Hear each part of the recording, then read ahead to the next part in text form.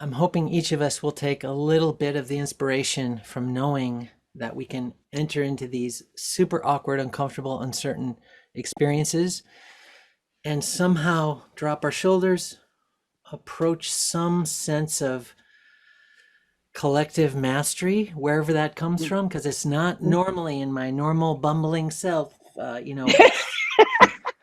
It's not there, but I'm hoping that each of, like Oscar, I see you keeping going and your collaboration with Patrick last week. Great. And Octavio, Fabián, the work with your local groups keeping going. And even Dolette, seeing your Savannah Arts projects and your positive affirmations every day just help. Talk about Savannah Arts Project. I'm going to start rehearsing. I'm actually doing my first musical. I'm doing Spitfire Grill, and it's because I did this that I decided when they asked me to do it, why the hell not? I've never acted before, but I can do this. So yeah. Yes. So great. That's great. Yeah, it's so fun to expand what is possible. I was just invited to play on Nathan Grigg's new album, which I also recorded. And this video that we did was something I used as a sort of musical resume to say, this is, so what do you know? And so he invited me, and of course the music that for those who know Nathan Grigg, who's pianist and composer based in Seattle, who's been involved with our Tiny Orchestral Moments project and the Troot project as well. He is mental. I mean, and I say that in a loving, creative context. But he wrote the craziest stuff for me to play, and I had to learn it exactly from the sheet music, which is not something that I'm good at all. But I thought, let me just listen to this solo, this violin solo. It was like country in changing times, very fast. And I was like, let me just listen to this like 50 times and just see how close I can get. Like, let me just try to listen to this for the next, hour or whatever. And then let's just see. And I was able to learn it in a couple of hours. And I was so proud of myself because it was really, I almost said no. I took one look at the score and I thought, hell no, actually, is what I thought. But yeah, it's like these little tiny successes that push you to do the next one and push you to just, if you like the Troot project also was one of those for me. I thought, is this harder than what I did in that week? No, it's not. So, okay, yes, I'll try it. You know what I mean? Yeah. Great. For reference, Markus, Nathan Grigg is the Markus Reuter of Seattle.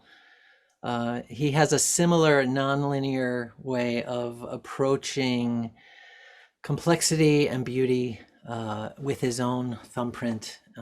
And I hope that someday you two could meet. And he and Alex also have a chemistry, Anthony Faid. And anyway, Nate's got a whole project brewing. Alex and Beth just played on it too. So, but I hope you get to meet him someday, Markus.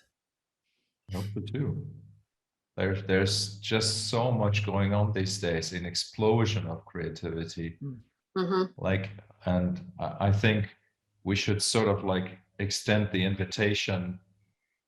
Like in a way, we don't even need to say, just make an example. You guys could make the recordings available as multi-tracks. Yeah.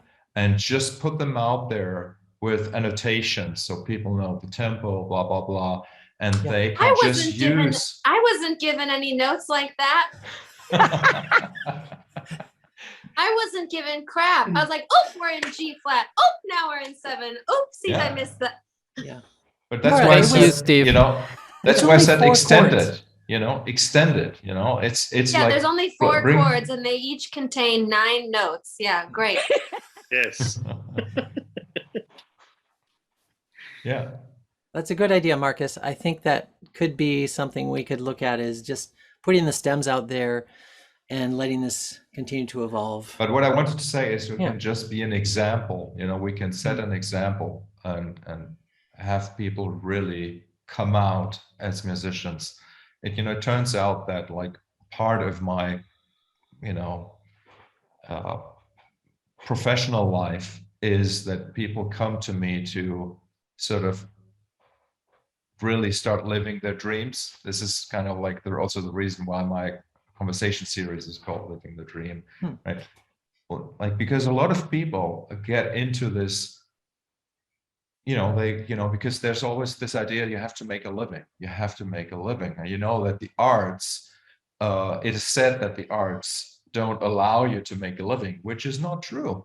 It is not true. It's, and so people come to me that are like 40, 50 years old, and they have become great at their jobs. They are really experts, extremely great at what they're doing, but they have not gone the path of the initial inspiration they had. Like, I would like to become a singer, I would like to become a painter, or I would like to compose music. And then realizing how easy it can be to kind of like reignite that flame and to, it's like planting a flower that you thought was dead, right? And you realize, okay, now like it starts blooming again, and then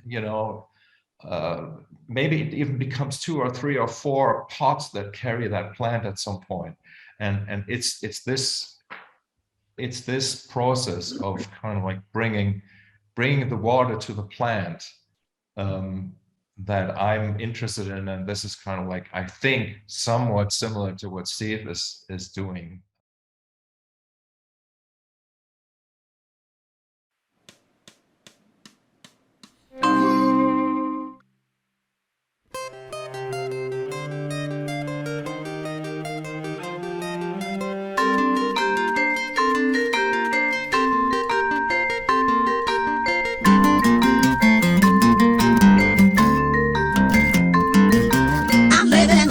With a flock of birds and drowning in the stench of your 10-cent worth.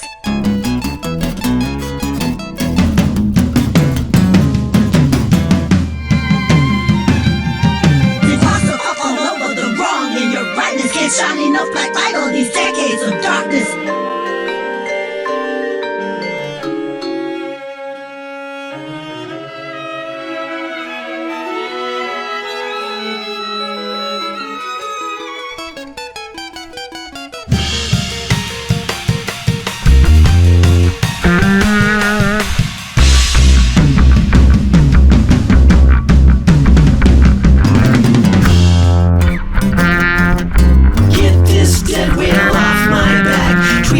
Twitter broadcast fails, that fuck fears.